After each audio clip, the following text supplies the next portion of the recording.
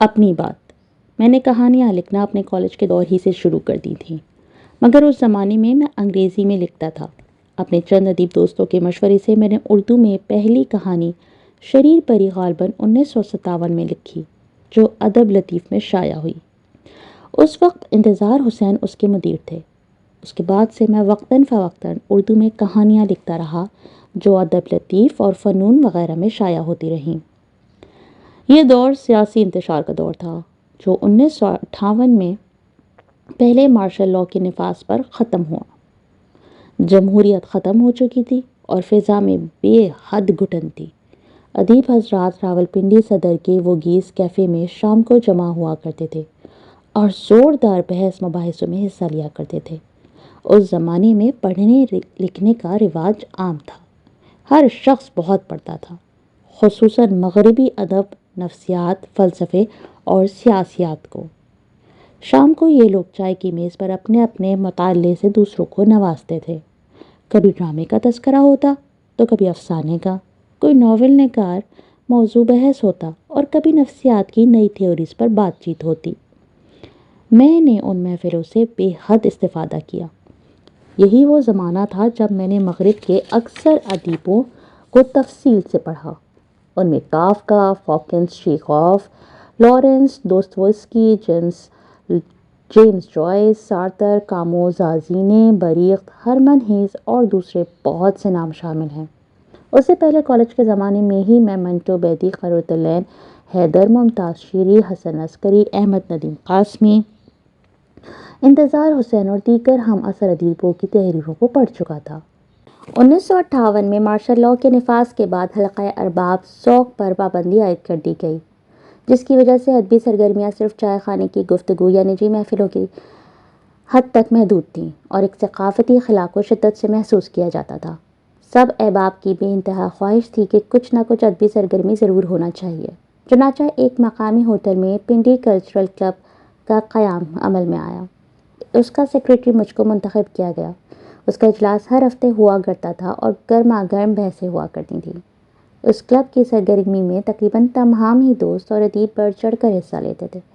اس میں کسی قسم کی گروہ بندی یا سیاست نہیں تھی، بلکہ سارا ماحول انتہائی اکیڈمک ہوا کرتا تھا۔ جو لوگ اس کلب میں سرگرم تھے ان میں مجھے اختر احسن، اظہار کاظمی، سلطان غازی، سمیع آہوجہ، منو بھائی، سلیم آسمی، فتح محمد ملک، منصور قیصر، سید اختر، ابراہیم سلیم، جعفر طاہر، توصیف تبسم کے نام یاد آ رہے ہیں۔ ان کے علاوہ بھی کافی شعراء اور افسانہ نگار اس کلب کے سرگرم رکن تھے۔ کچھ لوگوں نے صرف اس کلب ہی کی وجہ سے لکھنا شروع کیا۔ جس میں ذرا سا بھی ٹیلنٹ ہوتا، دوست اسے لکھنے پر مائل کرتے۔ سلطان غازی نے 4 یا 5 افسانے لکھے۔ ہمارے عزیز دوست مشیر انور نے بھی 2 افسانے اور چند آزاد نظمیں لکھ ڈالیں۔ انہیں کھینچ کھانچ کر کلب کی محفل میں پڑھنے کے لیے لایا جاتا تھا۔ جب میں اس زمانے کے بارے میں سوچتا ہوں تو بہت سے لوگ یاد آنے لگتے ہیں، جو ادیب تو نہ تھے، ادیب دوست اور محفلوں کی جان ضرور تھے۔ ایک صاحب ہر روز شام کو کیفے میں موجود ہوتے تھے۔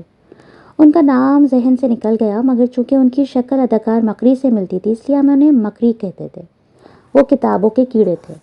رینو گینے، اندرے زیڈ، کامو اور سارتر کی تحریریں وہ چاٹ گئے تھے۔ ان کی علم دوستی کا یہ عالم تھا کہ وہ اپنے سے زیادہ پڑھے لکھے دوستوں کے پیروں میں سر رکھ دیتے تھے۔ پھر وہ کراچی چلے گئے۔ نہیں معلوم کہ اب وہ کیا کرتے ہیں اور کون سے کیفے ہاؤس میں بیٹھتے ہیں۔ چاچا قدوس مرحوم اچھے کھانوں اور اچھی کتابوں کے شوقین، تاریخ عالم کے طالب علم۔ شاید ہی کوئی کتاب ہو جو انہوں نے نہ پڑھی ہو۔ وہ چائے کی میز پر تاریخی واقعات کے حوالے دینا نہ بھولتے۔ راحت سعید کراچی سے تبادلہ ہو کر پنڈی پہنچے۔ ان کی آمد سے ایک نئی ڈائمنشن کا اضافہ ہوا اور ایک پائیدار دوستی کی بنیاد پڑی، جس کا ثبوت اس کتاب کی اشاعت ہے۔ راحت کے اکسانے پر میں نے ماؤ زیتونگ اور لینن کی بہت سی تحریریں پڑھیں۔ پھر ریاض قادر پنڈی آ گئے۔ وہ اپنی تمام تر نفسیاتی الجھنیں اور مسائل کے باوجود محفل کی جان ہوتے تھے۔ انہیں ہم گیم صاحب کہا کرتے تھے۔ یہ نام انہیں چاچا قدوس نے دیا تھا۔ اپنے ایام کیمبرج کے واقعات کا مزہ لے کر ذکر کرتے تھے۔ انہیں بے شمار اچھے اشعریات تھے جو وہ اکثر ہمیں سنایا کرتے تھے۔ ایک اور مزیدار ادیب دوست پاشا تھے اور ہیں۔ یہ ہر وقت خدمت خلق کے جذبے سے سرشار رہتے۔ لوگ اپنے گھریلو راشن پانی اور یہاں تک کہ عشق و محبت کے مسائل حل کرنے میں ان سے مدد لیتے تھے۔ چند ادیبوں کی شادیوں کے تمام تر ذمہ داری پاشا کے سر پر ہے۔ دوسروں کو اس جال میں پھنسا کر اب وہ خود بھی اس جال میں پھنسے ہوئے ہیں۔ سجاد ملک، مشیر انور، راحت سعید اور دیگر بہت سے دوستوں سے میں نے موسیقی سے لطف اٹھانا سیکھا۔ مشرقی، مغربی، کلاسیکی اور نیم کلاسیکی، مشرقی کلاسیکی موسیقی کی مزید تعلیم عنایت الہی ملک، سجاد حیدر ملک اور منیر احمد شیخ کی صحبت میں ہوئی۔ مغربی کلاسیکی موسیقی سے دلچسپی تو مجھے پہلے ہی سے تھی، مگر میرے دوست طارق مسعود نے مجھے بہت سے نئے موسیقاروں کے فن پاروں سے متعارف کرایا۔ الغرض یہ وہ دور تھا جب ادبی اور ثقافتی سرگرمیاں اپنے عروج پر تھیں۔ اسی دور میں میری ادبی تعلیم ہوئی۔ یہ وہ پس منظر تھا جس میں میں نے کہانیاں لکھنا شروع کی۔ نئے افسانے کا دور شروع ہو چکا تھا، چنانچہ میں نے اپنے آپ کو نئے لکھنے والوں میں شمار کیا۔ میں نے شعوری طور پر نصب، مضمون اور طرز تحریر کے اعتبار سے مختلف تجربات کیے ہیں اور کرنے کی کوشش کی ہے۔ میں ان تجربات میں مغربی لکھنے والوں سے خصوصی طور پر متاثر ہوں۔ مثلاً 1958 کے مارشل لاء کے بعد کا جو دور تھا، عجب گھٹن، بوریت اور مایوسی کا دور تھا، کم از کم میرے لیے۔ اس زمانے میں میں نے اسحاق بابل کے افسانوں کا مجموعہ پڑھا۔ یہ روسی یہودی تھا جسے اسٹالن کے زمانے میں خاموشی اختیار کرنے پر مجبور کر دیا گیا تھا۔ اس کے حالات، زندگی اور افسانے پڑھ کر مجھے یہ احساس ہوا کہ یہ میرے احساسات کی ترجمانی کرتے ہیں۔ چنانچہ میرا افسانہ اسحاق بابل اسی دور کی پیداوار ہے۔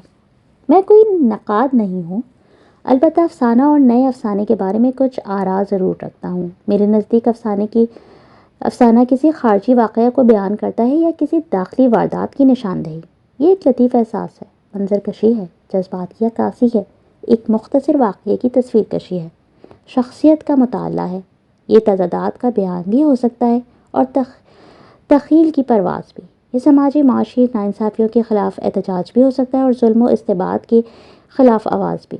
الغرض افسانہ ایک لچکدار صنف ادب ہے جس کے اندر بے تحاشا امکانات ہیں۔ نئے افسانہ علامتی یا تجریدی ہو سکتا ہے، مگر اس کا یہ مطلب نہیں کہ وہ اختصار زبان کا پابند ہے یا یہ کہ وہ بیانیہ نہیں ہو سکتا۔ میری رائے میں افسانے کا بنیادی خیال ہی اس کے اسٹائل یا طرز تحریر کا تعین کرتا ہے، اور یہ نفس مضمون ہی جدید اور روایتی افسانے میں مزید امتیاز پیدا کرتا ہے۔ لیکن افسانہ خواہ روایتی ہو یا نیا، قاری کے لیے ابلاغ کا مسئلہ نہیں بننا چاہیے۔ میں ہر صورت میں ابلاغ کا قائل ہوں۔ شاید اس میں میری سائنٹیفک ٹریننگ کو دخل ہے۔ میرے چند افسانوں میں نفس مضمون یا بنیادی خیال اتنا گمبھیر ہے کہ میں نے دانستہ طور پر سہل انداز تحریر کو اپنایا تاکہ مشکل طرز تحریر قاری کے لیے افسانے کے مرکزی خیال کو سمجھنے میں مزید مشکلات پیدا نہ کرے۔ میرے وہ افسانے جو سائنس فکشن پر مبنی ہے، میری کوشش یہی ہے کہ وہ بھی محض سائنس فکشن نہ ہوں، بلکہ ان کے حوالے سے میں ہیومن کنڈیشن کا مطالعہ کرنے اور نئے امکانات کی طرف تجسس پیدا کرنے کی کوشش کرتا ہوں۔ میں سمجھتا ہوں کہ قاری بنیادی طور پر سمجھدار اور حساس ہوتا ہے، اس میں تجسس کا جذبہ بھی ضرور موجود ہوتا ہے، ورنہ وہ افسانے کی کتاب کو ہاتھ ہی کیوں لگائے۔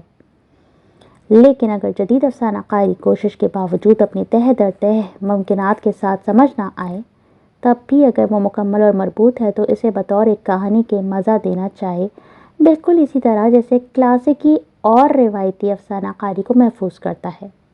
میں اپنے افسانوں میں یہ سب باتیں پیدا کرنے میں کتنا کامیاب ہوا ہوں، اس کا فیصلہ میں قاری پر چھوڑتا ہوں۔ میں نے کہنے کی تو بہت کوشش کی، مگر مجھے اکثر یوں لگتا ہے کہ جیسے میں اپنی کوشش میں ناکام رہا، خصوصاً جب میں البرٹو مور اویا اور آئزنگ سنگر جیسے فنکاروں کے افسانے پڑھتا ہوں کہ معمولی سی بات کو یہ لوگ کس خوبصورتی سے کہہ ڈالتے ہیں، تو یہ احساس اور شدید ہو جاتا ہے۔ افسانہ امکانات سے لدا بھرا ایک وسیع میدان ہے جس میں نے ابھی کچھ دیر ہوئی قدم رکھا ہے۔ ابھی تو آغاز سفر ہے اور مسافت بہت طویل ہے۔ اگر میں یہ سفر جاری رکھ سکا تو شاید ایسا وقت آ جائے کہ اساتذہ کی طرح میں بھی لطیف لمحات کو خوبصورت لفظوں میں ڈھال سکوں۔ کمال مصطفیٰ۔